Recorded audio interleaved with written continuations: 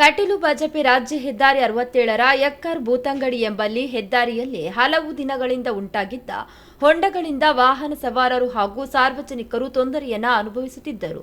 ಸುರಿದಂತಹ ಭಾರೀ ಮಳೆಗೆ ಹೊಂಡಗಳಲ್ಲಿ ಮಳೆ ನೀರು ತುಂಬಿದ್ದರಿಂದ ಅವುಗಳು ಕಾಣದೆ ಕೆಲ ದ್ವಿಚಕ್ರ ವಾಹನ ಸವಾರರು ಅಪಘಾತಕ್ಕೀಡಾಗಿ ಬಿದ್ದು ಗಾಯಗೊಂಡ ಘಟನೆಗಳು ನಡೆದಿತ್ತು.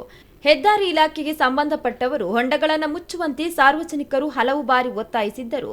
ಸೂಕ್ತ ಕ್ರಮಗಳನ್ನು ಕೈಗೊಳ್ಳದ ಹಿನ್ನೆಲೆಯಲ್ಲಿ ಯಕ್ಕರಿನ ಕುಂಬಕಂಟಿನಿ ಆಟೋ ಚಾಲಕರ ಹಾಗೂ ಮಾಲಕರ ಸಂಘದ ಸದಸ್ಯರು ಸೇರಿ ಸೋಮವಾರದಂದು ಸ್ವಯಂ ಪ್ರೇರಿತರಾಗಿ ತಾತ್ಕಾಲಿಕ ದುರಸ್ತಿಗೆ ಮುಂದಾಗಿದ್ದಾರೆ.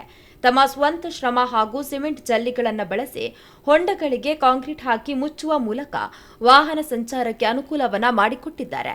ಹೆದ್ದಾರಿಯಲ್ಲಿ ಅಲ್ಲಲ್ಲಿ ಹೊಂಡಮಯವಾಗಿದ್ದು ಪ್ರತಿ ವರ್ಷನೂ ಹೊಂಡದಿಂದ ತುಂಬಿರುತ್ತದೆ. ಹಾಗೆ ಹೋದ ವರ್ಷವೂ ನಾವು ಇದಕ್ಕೆ ಕಲ್ಲು ಮಣ್ಣೆ ಎಲ್ಲ ಹಾಕಿ ಸರಿಪಡಿಸಿದ್ದೇವೆ. ಆದರೂ ತುಂಬ ಜನ ಇದರಲ್ಲಿ ಬೈಕಲ್ಲಿ ಎಲ್ಲ ಅನಾಹುತವಾಗಿ ಏಟಾಗಿದೆ, ಬೈಕ್ ಆಕ್ಸಿಡೆಂಟ್ ಎಲ್ಲ ಆಗಿ. ಹೋದ ವರ್ಷ ನಾವು ಖಾಲಿ ಕಲ್ಲು ಮಣ್ಣು ಹಾಕಿ ಮುಚ್ಚಿದ್ದೇವೆ. ಅದು ಇನ್ನೊಂದು ಮಳೆಗೆ ಹೋಗ್ತಾಯಿದೆ. ಅದಕ್ಕೆ ನಾವು ಈ ಸರಿ ಕಾಂಕ್ರೀಟ್ ಥರ ನಾವೇ ಮಾಡಿದ್ದೇವೆ. ಅದಕ್ಕೆ ನಮಗೆ ನಮ್ಮ ಎಕ್ಕರ್ನ ಉದ್ಯಮಿ ಕಣ್ಣಣ್ಣವರು ಜಲ್ಲಿ ಹೊಯ್ಗೆ ಎಲ್ಲ ಕೊಟ್ಟಿದ್ದಾರೆ.